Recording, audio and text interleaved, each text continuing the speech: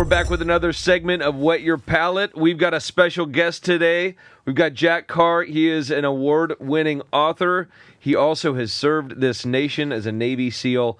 Great stories, great career. Well, I appreciate that, but I think I have to go back. You made me think. I don't think I've ever won an award. I don't think being like the guest of honor or the featured guest somewhere is winning an award. So, and I don't think these are award-winning books, meaning, they're number one New York Times bestsellers, but oftentimes that's different than what wins an Oscar. You know what I mean? It's like the Oscar is like, yeah, nobody saw this film, but it's wonderful type of a thing. Like, okay, the Marvel movies or the Bond or the Bourne or whatever else, Mission Impossible or, all those sorts of things. So I think these are the books. I thought about it once. I talked to my publicist about it, and I thought, what did Paul Newman eventually win an award for?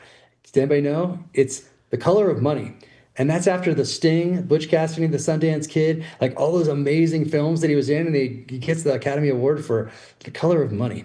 And so I was, I'm going to be very proud if I never win an award, but continue to crush in sales. And that's, for me, that's much more important, is have people out there reading these books, and then hopefully reading books, maybe for the first time, creating new readers, and then going on to other books as well, and leading fuller lives because of it. So well said. Just didn't want anyone saying that, he was introduced as being an award-winning author when he's never won anything. I looked at New York Times bestseller as an award, I guess. Yeah. All right, I'll go with maybe that. Not. Maybe not. I am with you on the fact that we don't want the awards, we don't want the scores, we don't want the sums. We want to win with the American public. That is what we do in wine. It sounds like that's what you're doing with your books. Yeah, and writing with your win heart. The crowd. Remember from Gladiator how important that was? Win the crowd. Yeah. Win the crowd. That's it. Are you not entertained?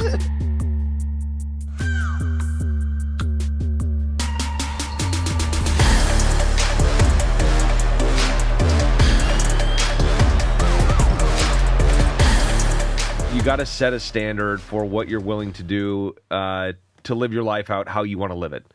And people just get into this 9 to 5 and this standard sort of rigmarole of society and what's expected, and it's boring, and you're really not, contributing all to yourself or society that you could. So what were those North Stars that you put in place to move forward into a whole new phase of your life? Yeah, there were a few, but I didn't want to work for anyone again. I'd had 20 years of that, and that was enough. I didn't want to have a resume. I never wanted to hand someone a card. And that may sound, I don't know, egotistical or whatever, but that was, I was listening to I listened to a call to join the military, to test myself, listened to a call to become a writer. So I listened to that little voice inside me, that sixth sense, those gut instincts, those things that have kept us alive from the beginning of time. The reason we are all here today, because we had people who listened to that sixth sense and acted on it back in the earliest of days when you had to be a good hunter and a good fighter in order to survive, protect the tribe. So I just make decisions. I think, try to make them logically, I guess, but also not paying too much attention to the odds. Because if someone told me how hard it is to be a SEAL, trying to discourage you, even if they're not trying to, it's still use that as fuel. Or if someone, hey, do you know how hard it is to be a #1 New York Times bestselling author? That's part of it. That's part of it. That's part of it. So I just never pay attention to that sort of thing. But for me, it was very important to know what to say no to as I was getting out. So there were some other offers coming in just from people that I knew that I was getting out. So it's good to have contingency plans. And, I didn't really have any. I knew that I could get a job. Okay. But I didn't want to get a job. And it was very important to not waste time thinking about that, because I had to put all my bandwidth into this book. It has to be the best product that it can possibly be.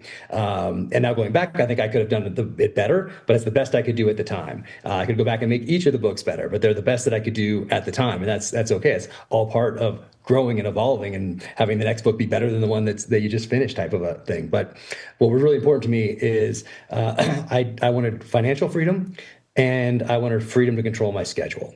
Those were the two things. So let's say that an offer came in for a job somewhere in a city that's not Coronado, California, where we were living at the time, and let's say it gave me or my family some financial freedom or stability, but I wasn't going to be controlling my schedule. Well, instant no.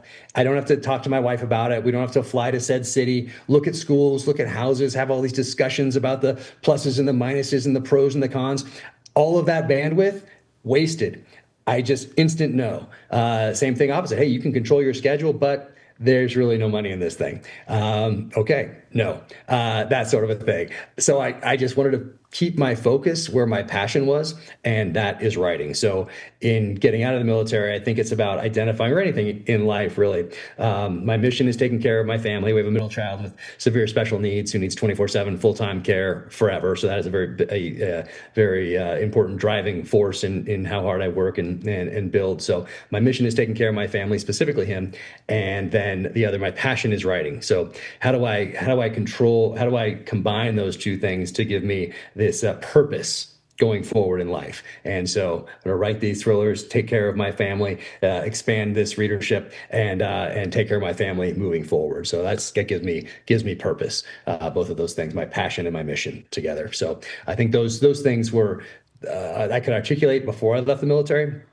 And just as importantly, I saw people who couldn't leave the SEAL teams behind. As I was working at Buds before I got out as the operations officer there, which is kind of like a COO of a company. But really, this is push-ups and sit-ups, and they've been doing it for a long time. So once again, you're not taking guys downrange. For the first time, I wasn't preparing to take guys downrange. So I could kind of take a little bit of breath, look around, know that I was going to get out, and think about some of these things. And so I saw a lot of people have a hard time leaving that life behind because it's so intense. And you're with your best friends, your teammates, you're going downrange where you're not worried about a leaky faucet or changing a diaper. You're focused on the mission and crushing that mission. And then to move on from that, you're never going to replicate it outside, I think, of the military. So it's just like if you're playing the NFL, you're probably not going to replicate the NFL on the outside. Playing the NBA, you're probably not going to replicate that exactly on the outside. So you have to build from a foundation, whatever that foundation may be.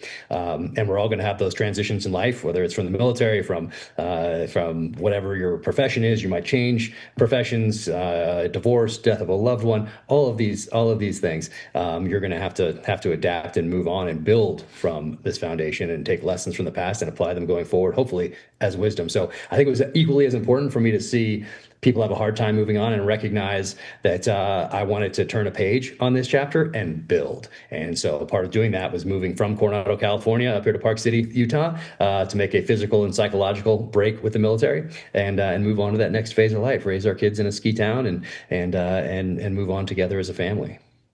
I can jump into something I'm kind of curious about, because we've had a couple really heavy days in this nation. Whether it's the 24th anniversary of 9/11, the assassination of Charlie Kirk, and you had mentioned purpose, and I think about this purpose and service of the citizens of the U.S. and kind of where we stand today. A lot of anger, frustration, sadness, and where we go from here. And you're in Utah, so you're kind of ground zero there. But seeing what the next steps are and trying to convey the message of what purpose and service looks like, where it's not violence, right? I mean, I think we all know, if we're in our right mind, it's don't match violence with violence in this case. That open debate should be the way that we go forward from here, and making sure that all of these places are safe for that.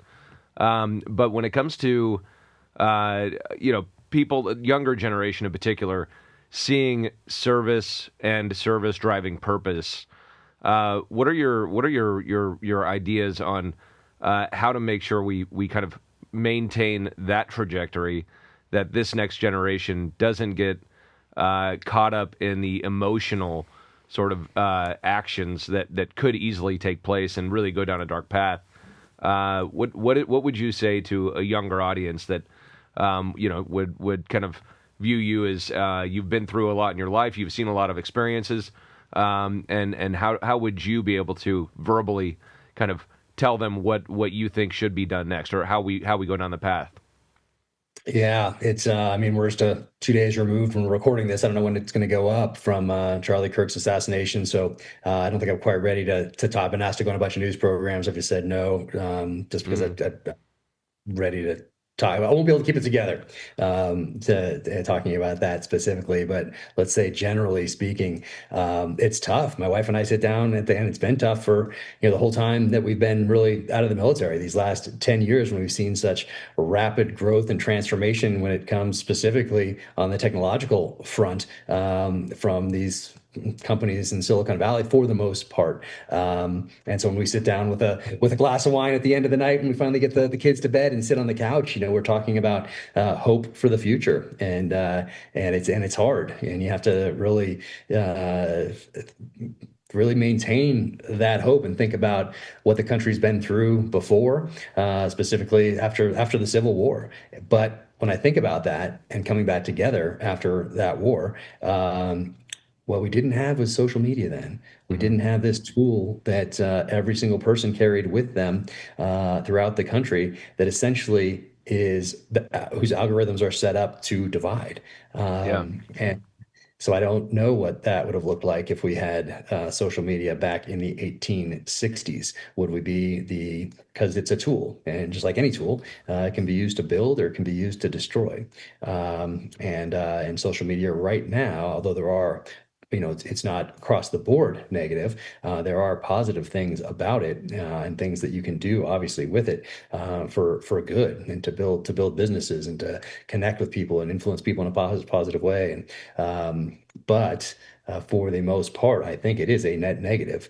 Yeah. And that's hard because our kids are growing up with that, and I guarantee your life will be so much better if you and our country will be so much better if you are addicted to reading and not to the phone in your pocket. I 100% guarantee you that.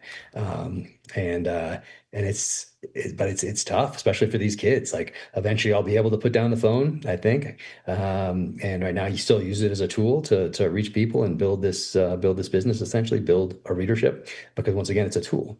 But these kids who have these things attached to them from their earliest days, where my formative years, let's say age 7 to 18 or 7 to 20 or whatever, are spent in books, for the most part. Like, that's my foundation. These kids are getting essentially the opposite of that. And the empathy that you get from reading, particularly fiction, you don't get from the algorithm that's feeding you things that are meant to divide and keep you glued and keep you scrolling. And it is a huge problem. And I don't know the answer. I don't have the answer, and it's a tough one. But it's hard to maintain hope when most of the younger generation is addicted to these things. And Charlie Kirk is a great example of how to use these things in a positive way.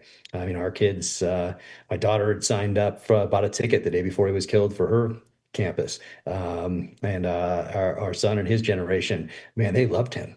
And they were always showing they respected him for how he debated. And these kids, and they're 13, 14, 15 years old, and they're watching this guy debate logically and add some humor to those debates and have compassion with people with had different viewpoints. So I'm really worried how it's going to affect his generation, our youngest ones in particular. So I don't know. It's hard. Yeah, the debate piece of it, and I think back to, I mean, just on a regular basis, my mother-in-law and I do not see eye to eye in most cases of the world. I love her and we get along great. But some of my favorite family dinners are sitting there and having just open debate, and my wife gets annoyed to hell, my father-in-law gets annoyed to hell, but we have these great conversations, and you can see that there's a point for me as well, like an inflection point where a slight trajectory change could be very minute. And so small that but opens up your mind for a little more research, diving a little bit deeper, and then that's where you really start to see some change occur. I think Charlie did a great job of that, but I think there are a lot of people throughout the nation that are doing a great job of that. That we need to expand upon that. I think in itself, I love that we're talking a lot about reading and that I think you brought a great point up of let's just take one segment of literature being historical fiction, and being able to use that as kind of the lens of like these different experiences that all these characters bring into a historical event, and being able to feel that. Whereas in social media, it really is so tightly channeled to whatever it is that you want to see, that it brings you to a point of there are no other options, there are no other opinions out there that matter, because I've been told every day that I'm looking at this goddamn screen that I'm right. And so how do you break that mold? We have yet to see. But I think something as simple as encouraging kids to read, and reading, I think, historical fiction is probably one of the best avenues to get there.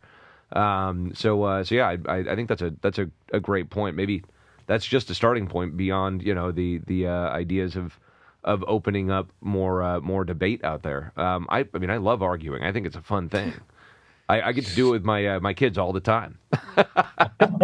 Yeah, they lend themselves to that, unfortunately. Yeah, I think audiobooks might be the gateway drug into reading, because it's someone makes that moves on in their life, or let's say they're in high school or college, and they need to study for a test, and they're like, oh, I have this test coming up. Here's all my books. Maybe I don't really learn this way, but I can go to the Rest is History podcast, and I can listen to 4 hours on the French Revolution, or whatever it is. And oh wow, okay. And I heard about this book on there. Well, that sounds interesting. They mentioned this on there. Or they go to another podcast and like, they listen to this one and say, oh, that sounds interesting. I want to join the military. Maybe I'll pick up one of these books. And it's very natural to do the audiobook because of the medium through which they're consuming said podcast. And okay, maybe that is why one of the reasons that audiobooks are are the fastest growing segment of publishing, and maybe it's the gateway drug for the kids who are distracted by these films. Maybe that's their gateway into reading and into physical books at some point, because there is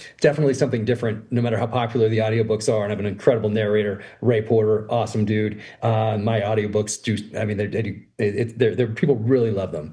I was just going to ask, so you have a narrator that you go with on each of your audiobooks? Oh yeah. Okay. Oh yeah. It's same one. Ray Porter. He's amazing. And I didn't know anything about audiobooks really, because I need to read a physical book. And Simon & Schuster, before the first book came out, they said, hey, what do you think of this person for your narrator? And they sent me somebody. I listened to the sample they sent, and I was like, it doesn't quite sound right to me. Can I choose, or how does this work? Because I had no idea. And they said, yeah, just let us know who you'd like by the end of the day. And in publishing, they take their weekends very seriously. So this was like, Friday at noon or something. And so I had a couple hours. So I just went to Audible and I started listening to the samples. And I found this guy, Ray Porter. I think I found him through a nonfiction first. And then it says other books read by Ray Porter. And I started listening to those samples, I'm like, oh my gosh, this guy's amazing. This is the guy. And then I write back to Simon & Schuster and say, how about Ray Porter? And they said, yeah, we can ask him. I didn't realize that he was like the top narrator that everyone would want. I had no clue, and how popular he was. And they asked him, and he said yes. Now we're dear friends and talk all the time. And he's fantastic. He has a voice cameo in the show that just came out, Dark Wolf, that's on Prime Video right now. So you get people that listen to the audiobooks will recognize his voice on a phone call there, which is pretty cool. But yeah, I think the audiobooks might be the way that bring people to actual physical books like the ones behind me, because there is a difference, I think, at least for me, there is, in being read something which seems passive to me versus engaging actively in reading. So I think there is a difference, but maybe that's just me. But people do love. But I think I love that you said that it's the gateway, right? It could be the gateway that brings people back into reading, because I agree with you. I think that reading does. It gets you into your mind, and your own creative juices just blow up. And I may read a book, completely different visions in my head than what you may hear and see through that book. So I think gateways are great, right? We have like in our industry, we're seeing people move from a seltzer like White Claw into Sauvignon Blanc or sparkling wine. That's their gateway into finding fine wine. And then once you find fine wine, you find great food and beautiful places and these cultural experiences like you just got to experience. So for us, we look at the same thing. What is the gateway to getting people into certain products?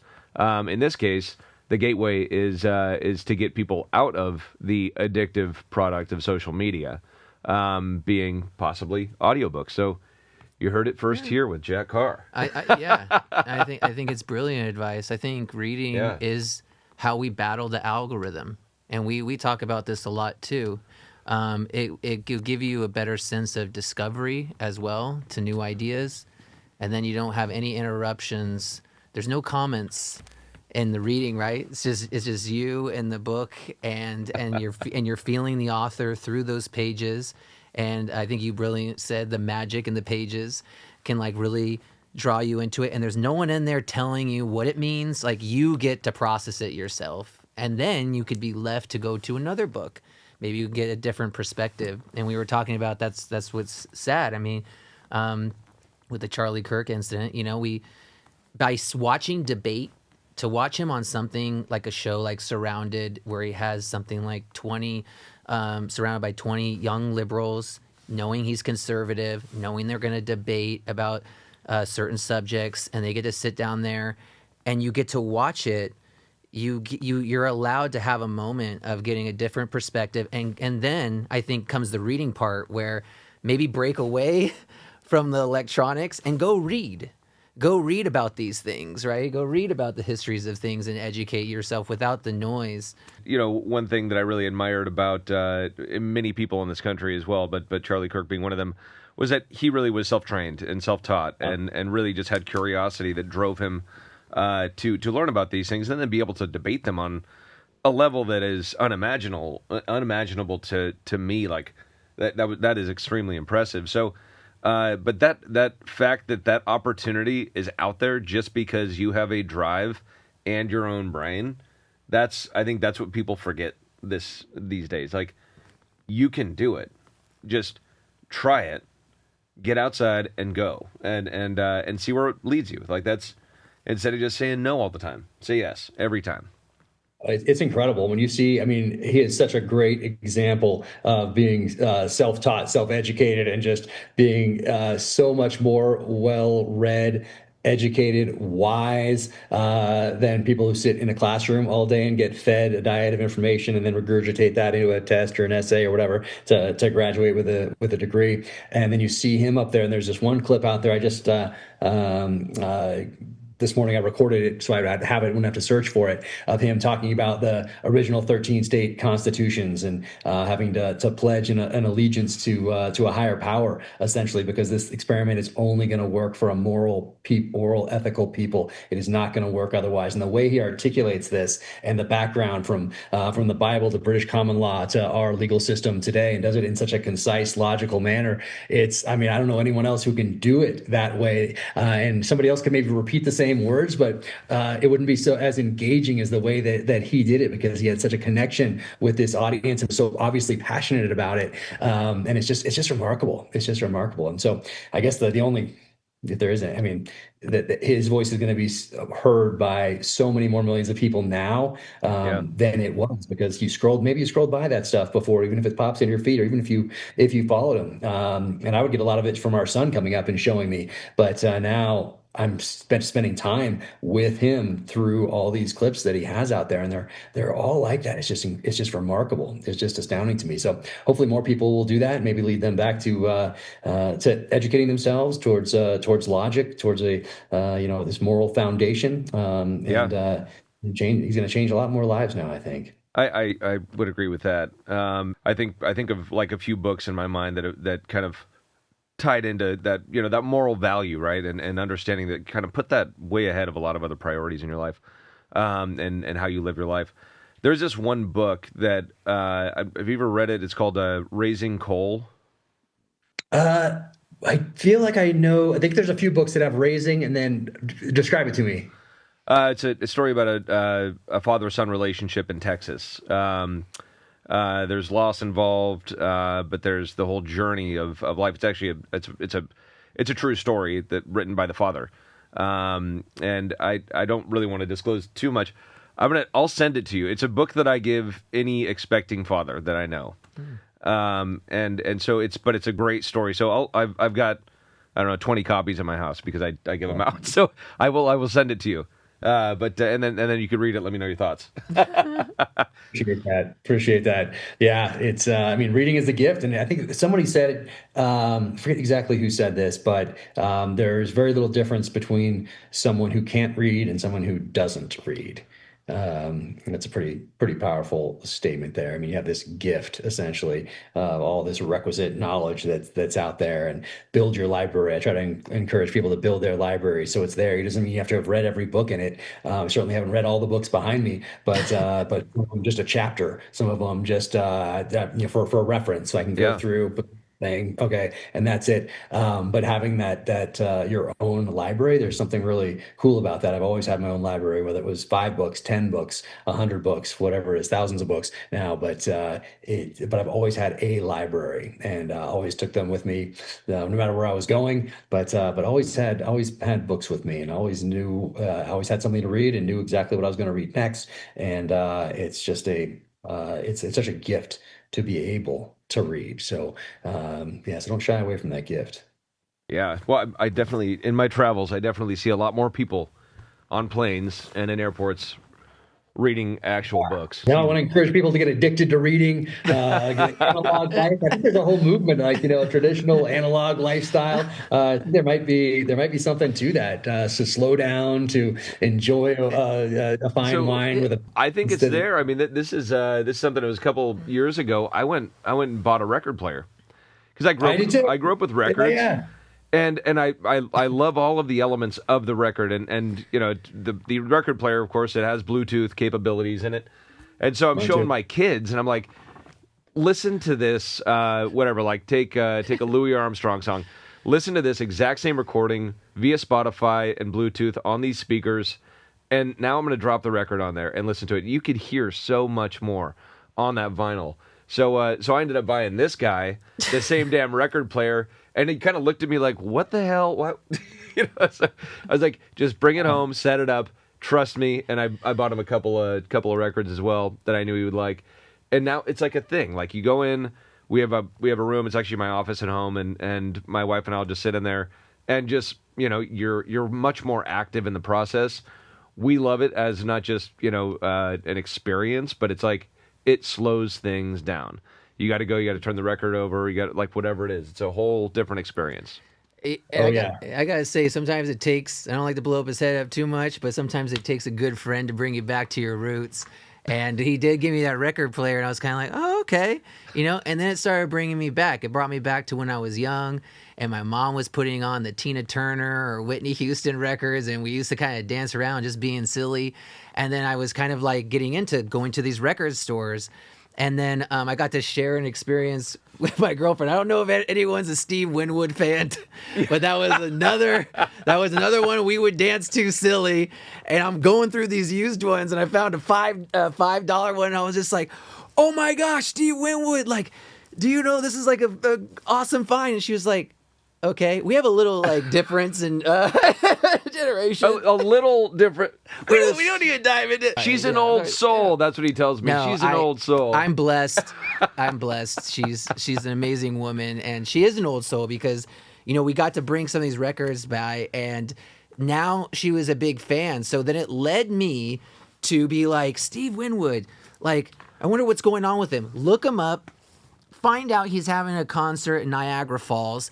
Now she's a new fan, never knew about him. And for her birthday, she's like, oh, that would be awesome to go see him. And I'm like, let's go. So now it's like, it's so interesting how it all kind of like plays out, and how these things can happen from a simple kind of gift. And all these interactions are so much bringing you back to that human connection, I feel, going back to being off devices. Now we're going to live shows. Now we're taking adventures, from. So, but it's the same. Once people experience that, even in the smallest way, it's like a drug, right? Mm. That's the gateway. So you get somebody to experience whatever it is, an audiobook moving into a real book, a record moving into now going to Niagara Falls to go see Steve Winwood. Like, I mean, that's where it starts. So and that's what we need to see with society again. Bring me a higher love. Just there you go. That's it. No, I love it. Man, we have all the Bond albums downstairs. You have that old artwork on the covers. Yeah.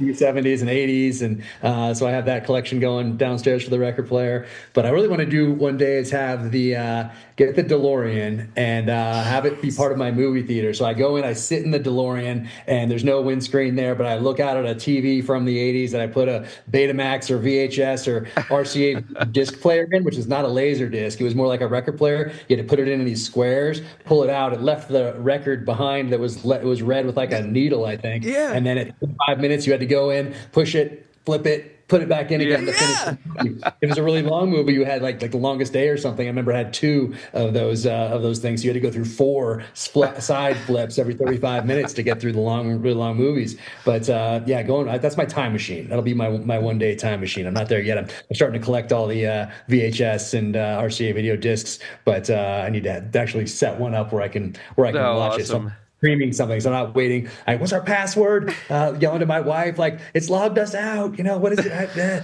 So it's just always a pain when I'm trying. At the end of the day, especially, finally get the kids to sleep, and you're going to sit down and watch something, and then you got to figure out where it is. Whereas back in the day, even with DVD, like I pull the physical DVD off. I know we're going to watch, let's say, Spy Game. Boom, got it. I put it in, press the button, in it goes, and we watch. Now I'm like, I want to watch Spy Game.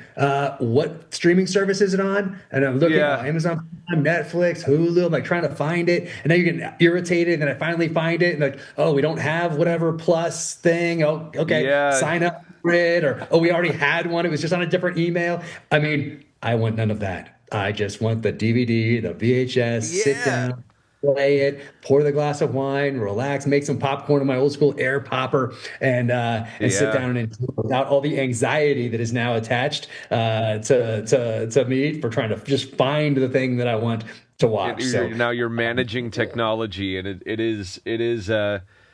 it does something to you. Like, it does frustrate. Yeah, it's funny. I think there's a movement coming back. Like, I drive a 90, for the most part. I have a couple Land Cruisers, but the one I drive primarily is a 96 Land Cruiser 80 series, and so I have a key. I put it in. I turn said key. I don't have to have my foot on the brake to start it. And there's nothing that's beeping at me telling me that I need to get an update. I had got 2 new cars over the last couple of years, and I turned them both back in. The RAM stopped for like some sort of an update or something. I'm like, just get rid of it. I mean, I was so excited to have a 75th anniversary Power Wagon truck and got it all decked out the way I wanted it with ditch lights and everything. And I'm like, take this thing down to CarMax and get rid of this thing. And then I got Enos Grenadier, and I thought that was going to be the one, because it's kind of old school looking. It's marketed along like, hey, this has the least amount of computers you can legally have in a vehicle. But it had a fast engine, so maybe reliable, a little newer. I thought might be good, and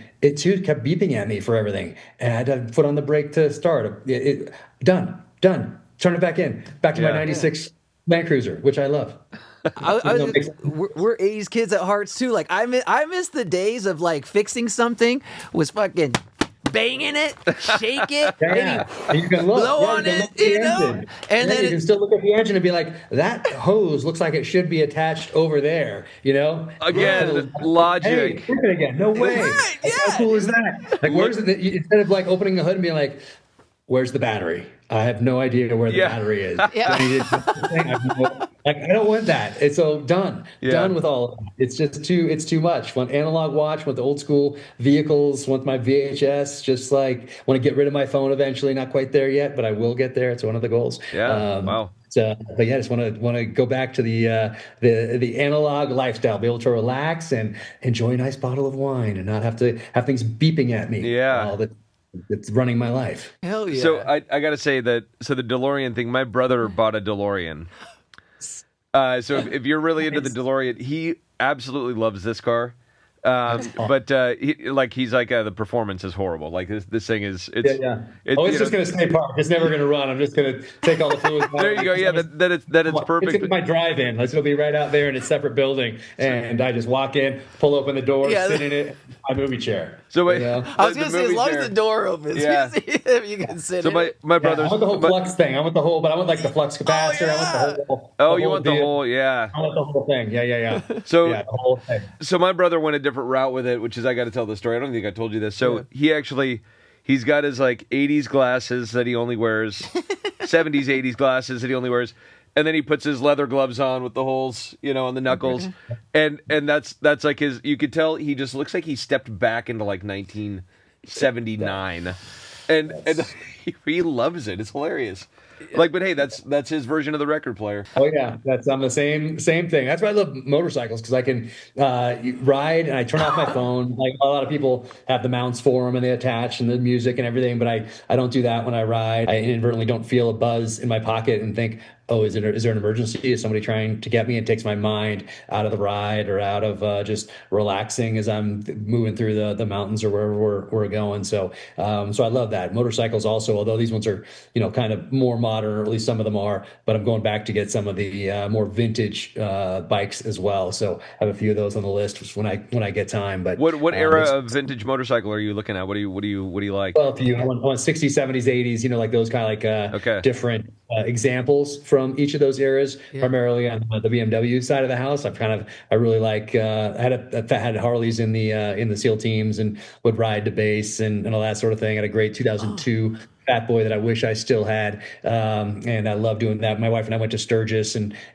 we flew there though. So I don't want to make it sound like we actually rode all the way. That would be just we landed and somebody had some Road Kings for us out there, one carbureted, one fuel injected, and got to ride. I love those two bikes out there for a week at Sturgis. So that was awesome. But really liking the BMWs out here. The R9T, still old school enough. Nothing's really digital on there that you can see anyway. It's all kind of old school ride, and I just love that. Have some more modern ones too, like the 1250 GS, which is definitely more modern when it comes to the visual representation of your speed and everything else. But I really like the old school. I like the old school. When I get one of the old school GSs from the 80s, the Paris-Dakar, rally type ones and all that. So I just love getting on a bike and not having things beeping at me and just moving through the turns.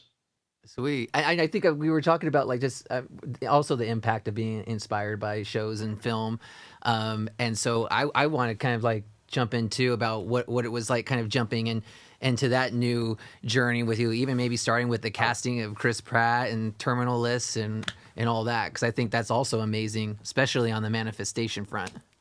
Yeah. Actually, I leave tomorrow for Morocco. I was supposed to be doing this from Morocco, and then there was a mix-up with travel, and I ended up having to postpone a couple days, which actually worked out great. But heading back to Morocco to finish out the second season of the show, True Believer, the second book. But yeah, it actually goes back to the SEAL teams, and goes back to something I tell my kids, which is never miss an opportunity to make somebody's day.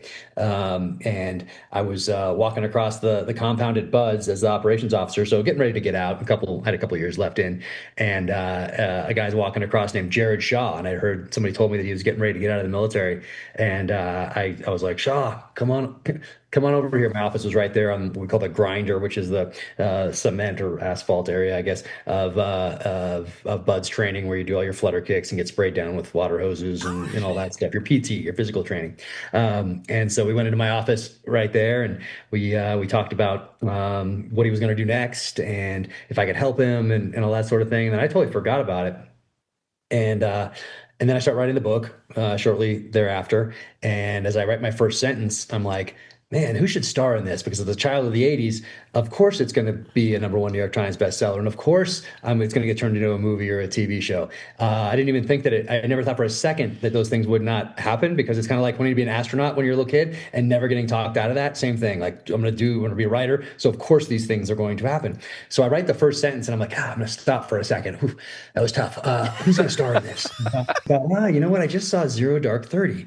I'm like, I've been thinking about this for an entire 30 seconds at this point. And I want someone like Tom Hanks from the 80s, who did all comedy and then takes a risk with Philadelphia in the early 90s and then can do whatever he wants from then on. So I thought, who's someone who hasn't done something dark, who has not done something in the action genre yet, but has it in them, has that thing, that intangible, that when it comes to something subjective like art, who's that guy?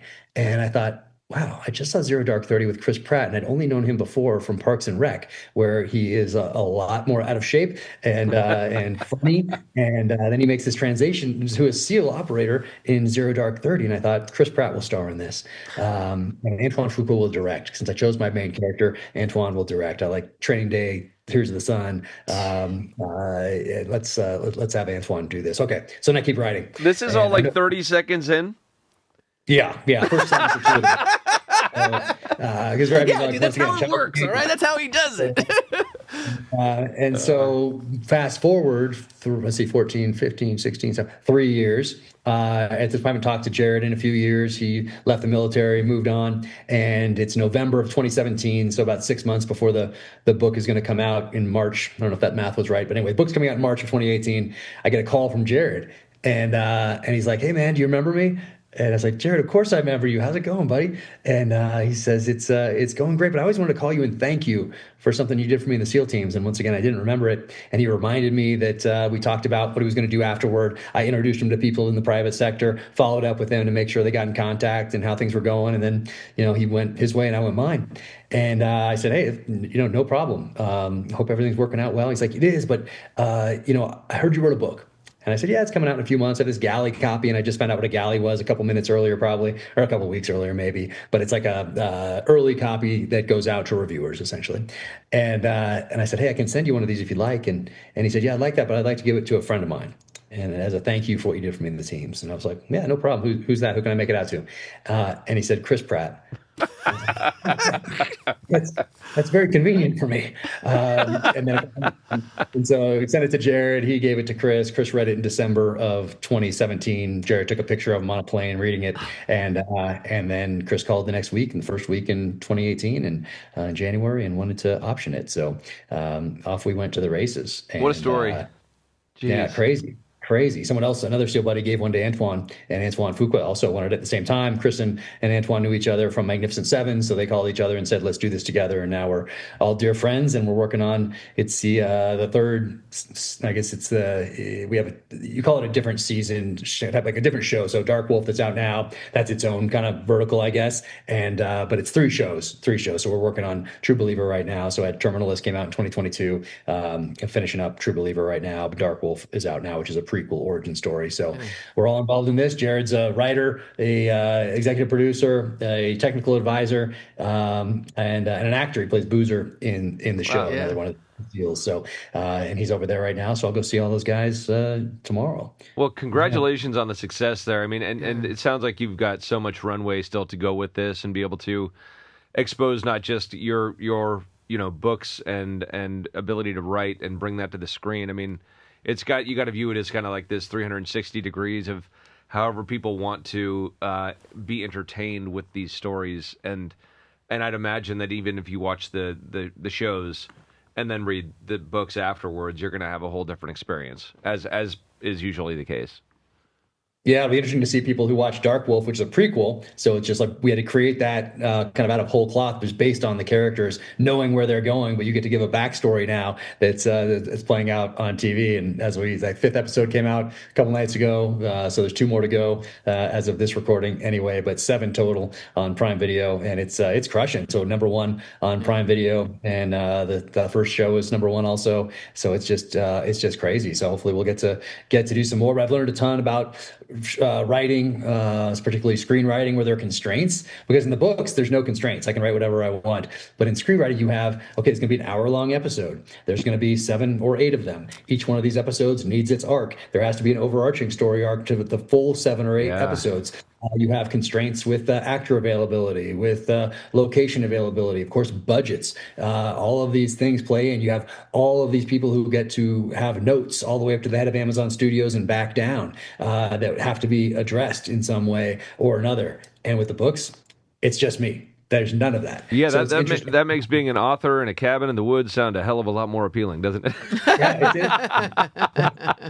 and I don't think I would like it as much if I did. Let's say if I was just screenwriting, knowing that this thing that I've come up with is going to change so much because there's so many people involved, and it's different knowing that I have this thing that's pure, that is as good as I could do it at the time and in book form. and then know it's going to change. And that's okay. When it gets to Hollywood, you're telling this story through a different medium, through a visual medium, with those constraints in place. So there are going to be changes, and that's okay. But I think just psychologically, it's so much easier knowing that I have this pure thing, and whatever changes happen, like, we're trying to make the best show we possibly can. That's the guiding principle. Best idea wins. No egos involved. We have an incredible team. Showrunner David DiGilio, amazing. Talked to them every day since December of 2019. We said dear friends. We're all together. Max Adams, former Army Ranger, number 2 in the writers' room, and we're just it's turned into a family. And it's crazy. You hear it on set too. People come up to me all the time and they say that they've been a part of hundreds of sets before, and they've never felt the way they felt on this one. That's because Chris Pratt, Antoine Fuqua, David DiGilio up there, those guys at the top every day are really setting the tone for the entire set, where everyone is taken care of. Because let's say you're doing this for 6, 7, 8 months, you're filming one of these shows. During that time, people are going to have kids. People are going to send kids off to college. People are going to send kids off to middle school. People are going to get divorced. People are going to get married. People are going to lose loved ones. Life is going to happen over this 6, 7, 8 month period. Not even counting the pre-production and post-production sides of things. And so we take care of everyone like a family. And it's really cool to hear that from people that don't need to tell me that, but come up all the time just thanking me for creating these books and these characters, because now they're here on this set and part of this family. And it's really cool. That's awesome. I just got to say the Terminal List is amazing show, and everything that you've said translates beautifully, and you've always acknowledged people's time when they're reading your book. You said time and over again, time that you're not going to get back.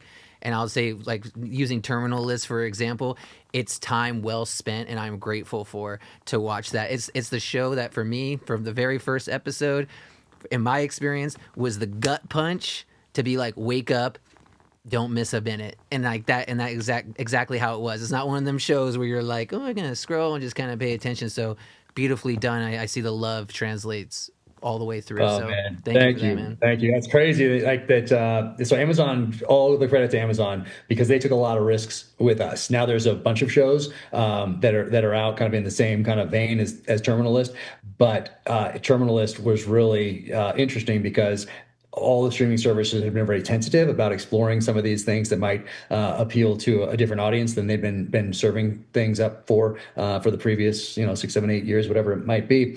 They took this risk with us. They had, and the spoiler alert, something happens in the first episode. I start the book the similar way. And usually you don't do that in a TV show, to show what we showed at the end of that first episode. That's just kind of one of the rules, not done. And they let us do it. They were very nervous about Chris Pratt gutting somebody in one of the episodes, which happens in the book as well. They did not want that, yet they went along with us. And now that visual is always on the billboard, every billboard in LA the month that Terminal List came out, is Chris Pratt holding that tomahawk about to gut somebody. That was it was the final image in the trailer, all of those things. And so it's interesting. So you build up that trust through performance. And now this time around, they're a lot less nervous about what we're doing. And so it seems like there's a little more freedom to do what we want to do, to tell these stories, and not have to worry about, are we going to upset anyone, or is somebody up at the chain of command going to not want to do this, that sort of a thing. We built up that trust with first season and have a lot more runway with these other shows. So it's pretty cool, really cool. Great relationships across the board. And I know we're going to be wrapping up, and I want to respect your time as well, too. But you did mention the Tomahawks. So just last night, I see the logo. I love it when you brought up the coffee mug, and it's on your hat. If you don't mind, if we could just touch on that just really quick, too, because I think that it's got beautiful symbolism. Well, then I got a couple questions about weapons, too. Oh, cool. So, yeah. Actually, if you don't mind. We're having a good time now. We're all having a good time. You guys about wine and Is that okay? Pour yourself a glass. We're going to talk to you guys about wine. Talk to you about please. Okay, good. Thank you, because I'm amped up. Start with the inspiration for the Tomahawks. Yeah. Okay, good. Yeah, the Tomahawks came about because, once again, as a child of the 80s, having really enjoyed the books that I read growing up, I remember the power of the Summer of Rambo, 1985. I read the novelization of Rambo First Blood Part 2. A novelization is a book based on screenplays. So I discovered Rambo through that film, went and watched First Blood, and then went and watched or got the book. And so written in 1972, there's no knife in the book. He's Rambo in the book, doesn't have a first name. He becomes John Rambo in the TV show, or sorry, in the first movie. But he had in the movie, Sylvester Stallone recognized the power of a totem, of a symbol, and that for him in the first movie, First Blood, was that knife. And for those who lived through the 80s, you know that survival knife was everywhere. It was like, and I had and the so toy. they had the toys of it. I did, dude. My dad was like, cartoon. They had cartoons, lunch boxes. I still have my lunchbox downstairs. And so that was the summer of Rambo. But that knife really stuck with me. And I've been a knife guy my whole life. Always really into the Tomahawks because of reading stories about the French and Indian War and all that sort of thing. And so I always had this connection to Tomahawks well before I was in the military, back in middle school type of a time frame, and even before that actually. And so as I got closer, as I started writing the book, I realized I was going to need something. The knife has been done. Just don't have a different type of knife. That's too close. And for my retirement ceremony, I gave my kids 4 gifts. And so I brought them up one at a time, and I gave them these gifts. I gave them a Bible and an old nautical compass, and I said, these are to guide you. I gave them a leather-bound copy of the Constitution and said, our natural rights are enshrined in this Constitution and Bill of Rights. And then I handed them a tomahawk, and I said, here's the means to defend it. And so I had 3 because the kids were young at the time. So in my office, I had their 3 tomahawks there. And I was thinking, what, as I move from the military into the private sector here and build this readership, I need to have some sort of a logo or something. And I looked at those 3 tomahawks, and I took 2 of them and held them up, and then I put them on the floor, crossed them, and took a picture, and I sent it to Daniel Winkler, who makes them. He did all the tomahawks and the knives for Last of the Mohicans. And we'd gotten to be friends over the last few years, and he's amazing. And so I sent it to him. I said, hey, do you mind if I use this as my symbol as I get out of the military? And he said it would be an honor.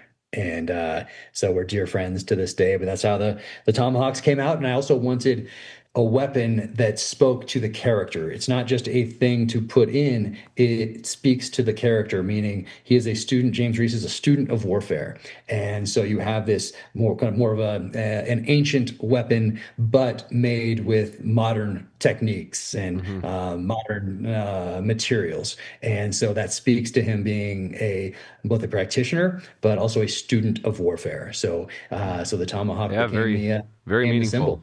Very meaningful. Yeah. Well, so I did. We were going to do just a rapid fire round, but I wanted to ask as one of those questions, what your caliber of choice is, just in general, pistol, rifle, whatever it might be, and what type of shooting do you typically like to do? Because we're avid shooters. I was just out. I think we ran through like 2,000 rounds on Sunday.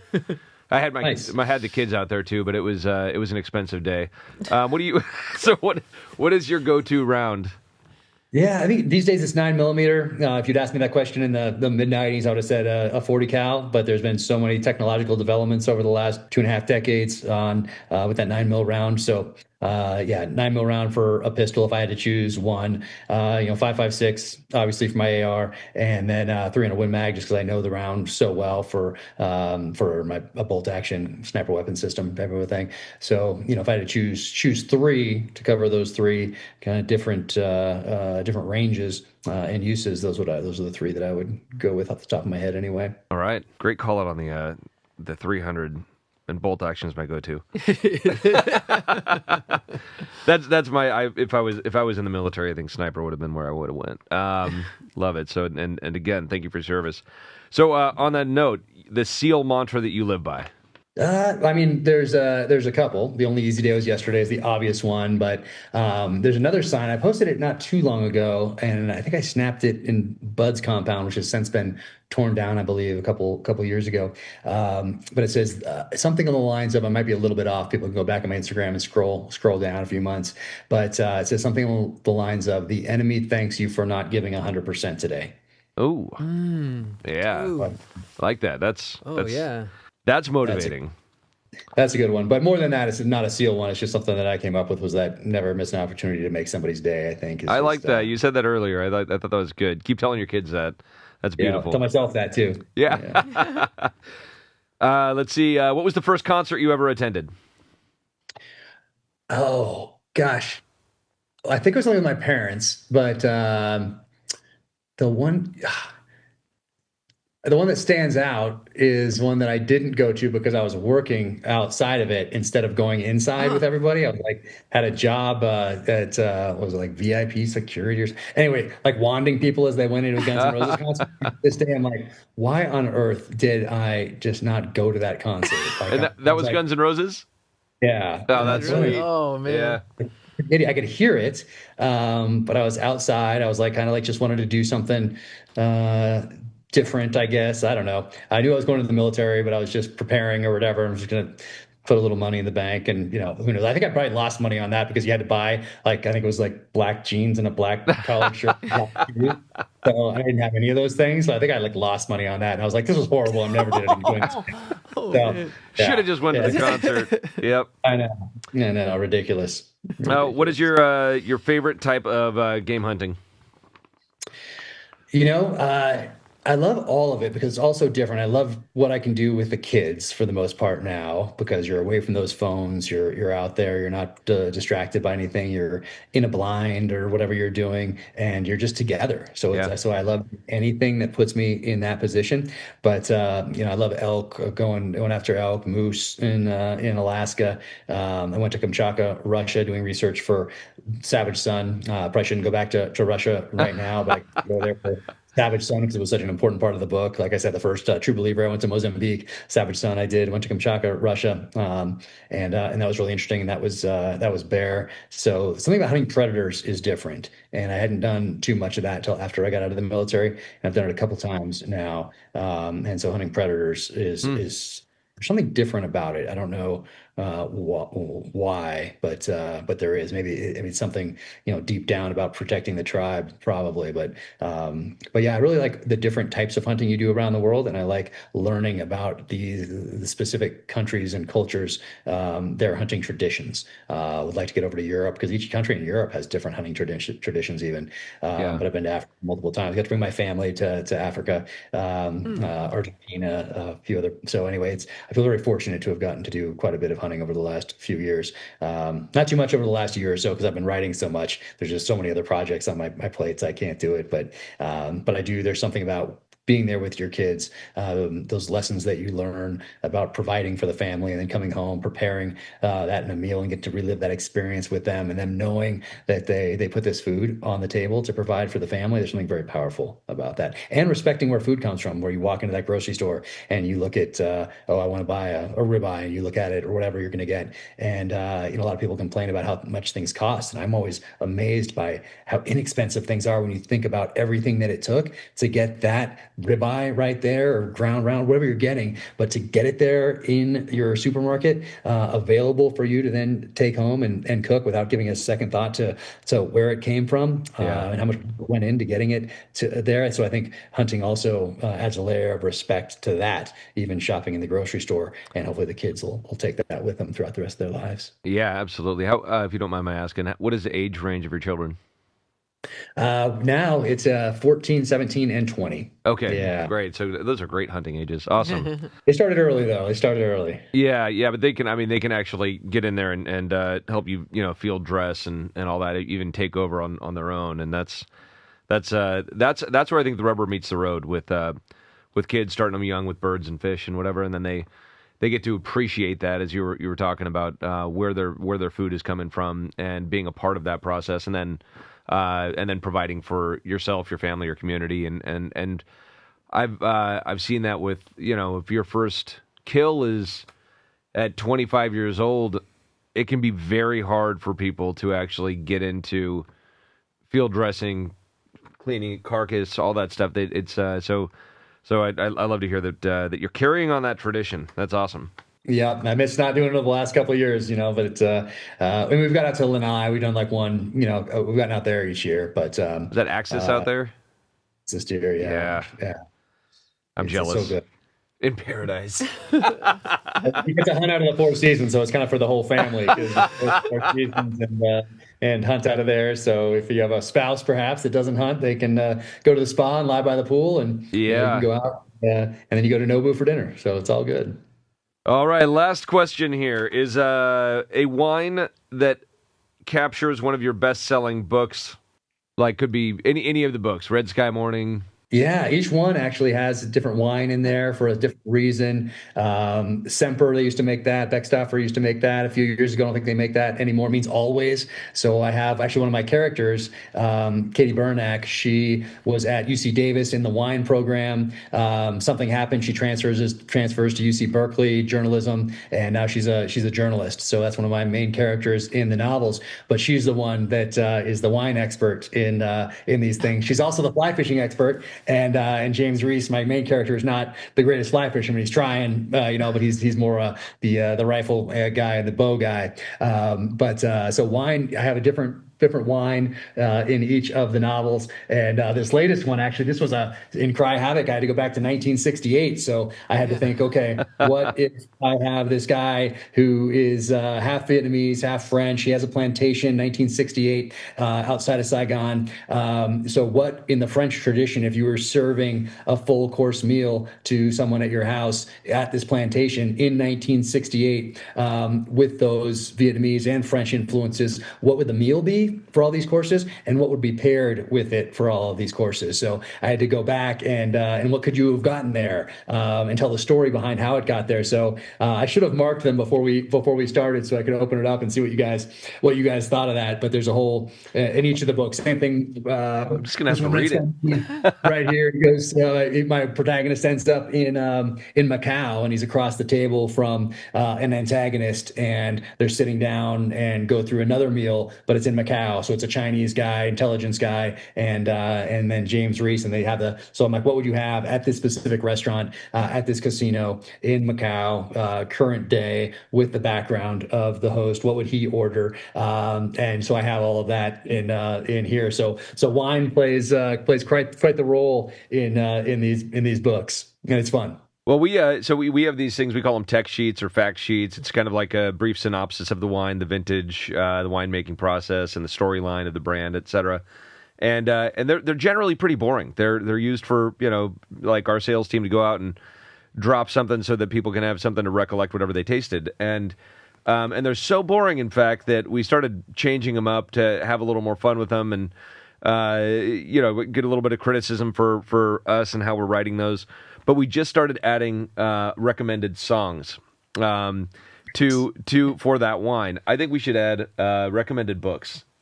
I like nice. It. Yeah, Heck yeah. I think that's going to be a new ad, because it's how do you cross these things together? We want people to enjoy wine responsibly, but we also want them to be participating in these cultural elements of, we've always talked about what food pairing it would be, but we never talked about the other parts of culture that like music or like literature that should be paired with wine. And what better than starting a fire in your fireplace, sitting back, opening a book, and having a glass of wine. I love it. I love it. Inspiring us to recreate how we do our fact sheets. I like it. Oh man, yeah. I wish I'd taken photos of those pages of those meals and sent them to you and see what you thought. And then I have another guy in this book who's now in Hanoi. So he's the Russian GRU, which is a military intelligence arm back then, and he's in Hanoi. And he's kind of waiting on the next thing that's gonna happen, waiting on this trigger that's gonna propel the plot forward. But he's at the nicest hotel that they have in Hanoi in 1968, and I have to think, okay, what? And he's a guy coming from Paris. He wants to get back to Paris, doesn't like Southeast Asia, wants to get through this mission so he can get back to Paris and recruit college students, essentially, there in the 60s for the GRU, for as long-term deep penetration agents in France. And it's like, what would he get? What could he get? And so he orders something only because something else isn't available. And so I wanted to do that. So it's not like it's just there. It's like, hey, I'll go with, I think it was a 57, because I know you guys don't have the 56 or whatever I put in the book when I was doing that research. So it's fun to do those sorts of things as well. And over here, so this is was supposed to be the bar. So my wife designed this for me. This was supposed to be the bar, because people bring me they bring me wine, they bring me a lot of whiskey at book signings. And so this was all whiskey till not too long ago. But then all the Vietnam books right here that I had been using for this one, they were stacked all over the place. And so I was like, I got to get them off the floor. So the whiskey went down into closets downstairs. And these came up, these got put on the what was supposed to be the bar, but I have some wine here. So I got the old school watches from Vietnam, the Seikos right there as well. Wow. A couple of the books that inspired, because these take place in Saigon. This is 1955. This is 74. This is 77. Someone hadn't really dropped an espionage thriller into Vietnam in a long time. So I want to pay tribute to those books. I do that in the acknowledgments. But here's the wine down here. I got some. We have most of the wine downstairs, but I got a bunch of stuff here. Nice. Sweet. Yeah, so we need to break into some of these. You know your wines. You know your wines. Those are some good selections. I'd like to see them come out. Yeah, and I'm liking that you're drinking mostly American. Beautiful. Yeah. Silver Oak. Yeah, I want to get into some other stuff. I love the got some. This is great. There, the smoke's great. I love the sea smoke. You need to break into that. These go up there. It is right there. So. What else is in here? Some Silver Oak. Got Silver Oak, some Toomey. So yeah. So I'll get those put away. But we need more room. I need a full on wine room eventually. I'm not quite there yet. We'll have to do a remodel. Right, so you need more cellar space. You need more cellar space, and I need more bookshelves. I think more room, that's more wine. That's what you're saying right now. We're gonna give. Do you have a particular varietal? Maybe not be your favorite, but that you're into right now that you're drinking a lot of, or. Drinking the Pinots right now, drinking the Sauvignon Blancs right now, but really we experiment. I like to try new things.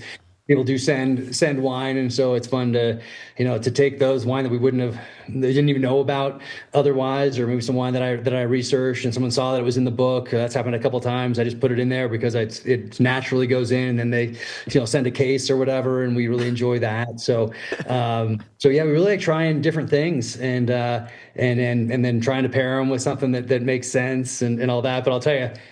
There is as you know, but for those listening, there is such an art to this, and what we experienced at the French Laundry with those pairings. I mean, there's no way we could have done anything like that ourselves. So I do like to trust the professionals when it comes to these sorts of things. Well, you definitely have to come visit us. Yeah, we'll have a little fun. We've got some experiences, so I'd love to share them with you, but. Yeah, I mean, I got to say, hey, we appreciate everything you've done, not just for your service for this country, yes, but also bringing to light what your experiences are, sharing that with the world, and giving us the opportunity to be able to hear firsthand what these stories are, and very much appreciate it. So, thank you for coming on our show. Thank you so much. Yeah, we're very much looking forward to getting this out and having people get a few levels deeper into it. And enjoy some wine and reading an actual goddamn book. Yes. Get the book. Doesn't even have to be mine. Your life will drastically improve. You put down the phone and pick up a book. And thank you guys for this. This was really, really cool to open these up the other night, and just very special. And I really appreciate this. There's something about like the gift of a really special wine where someone put some thought into it. A gift of a timepiece, a weapon like things, blade. Those things are really, really special and timeless, and prove that you value the person that you're gifting these things to. So and a book like I gift Once an Eagle by Anton Meyer, written in 1968. I gift that more than any other, because really it's historical fiction, follows two guys from right before World War I up to Vietnam, and one is battlefield promotion from enlisted to officer in World War I. The other one's always an officer, and is kind of that political animal who's always ahead of essentially the protagonist, named Sam Damon, and it's just an incredible book on leadership. But you're learning something about history as you go, because you're working your way through this period in history. But the main message of the book, which I think is an important one, is to see to your character, and your reputation will take care of itself. And so reputation and character being different things. Yeah. But kids especially, they're worried about reputation, whatever, online, whatever. See to your character, and your reputation will take care of itself. It's a very important message from that book. But Once an Eagle by Anton Meyer, highly recommended. All right. Thank you. Thank you. Well, great. Well, it's a pleasure having you. Look forward to meeting up in person someday. Until next time, we really appreciate it, and I'll get that book in the mail to you. Thank you so much. Really appreciate it. Thank you, Jack. See you in person soon. I'll get contact from my crew, and hopefully I'll see you out there. We can share some wine soon. Great. Hell yeah. All right. Take care. Cool. Peace, guys. Bye.